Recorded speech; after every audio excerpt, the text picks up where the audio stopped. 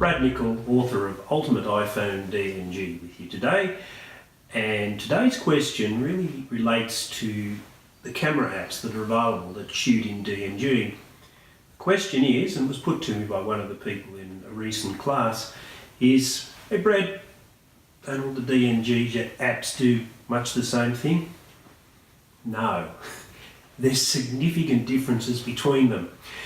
There's a chapter in my Ultimate iPhone DNG book which deals with this and talks about which apps are suitable and not suitable. But let me just summarise a few things for you. So one of the problems with the DNG apps is that a lot of them don't have histograms, or they don't have any way of telling you about the quality or the level of the exposure. Well, that's just nuts. There is no point shooting in DNG unless you can get an accurate feedback on the level of the exposure. So straight away, there's quite a few apps that shoot in DNG which are out the window. Another problem is that you often want critical focus, and that means you need an app that will allow you to zoom in, set the focus manually, and then zoom back out. And again, there's not that many of the DNG apps which will allow you to do that. Lightroom Mobile is a good example of one that will. I'm sure there'll be a lot of other apps that will come along that will also do that.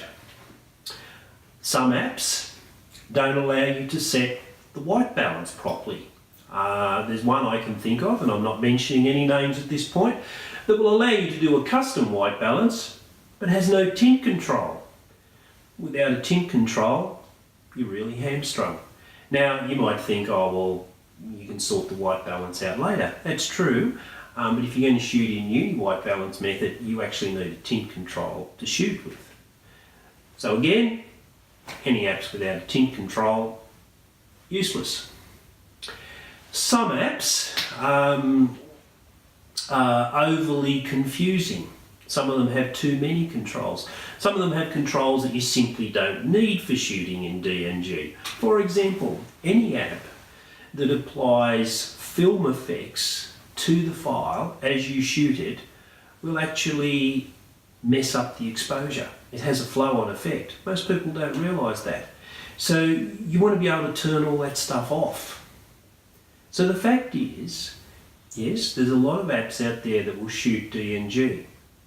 Some of them are really good for certain purposes. Pro 645 is an example of an app which is very, very good if you want to get critical focus.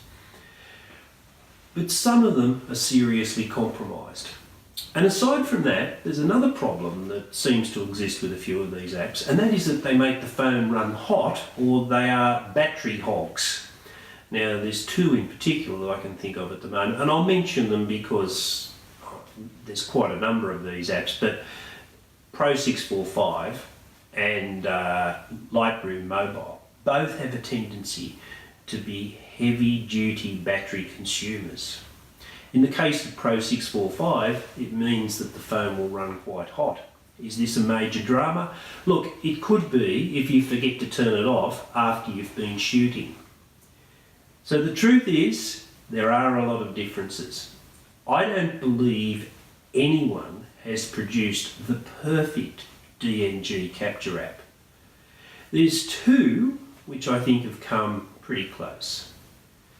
Lightroom Mobile, except for the fact that I have some dissatisfaction with its method of judging exposure, although that's been recently improved a little. And the other one is Pro Camera, which is the one I use most often. Pro Camera I can definitely recommend. It does most things really, really well. There's a few things that it misses out on, like some proper bracketing controls when you want to shoot in DNG, but generally it's a really good app. So I'll leave you with that. If you want to know more, buy the book. It's on the iBook store, and download some apps. After all, they're not that expensive. It doesn't really matter if you find you don't particularly like the app. and many of them you have a option to download a free version, try it out and see what you think. Okay, thanks for watching. I'll catch you next time.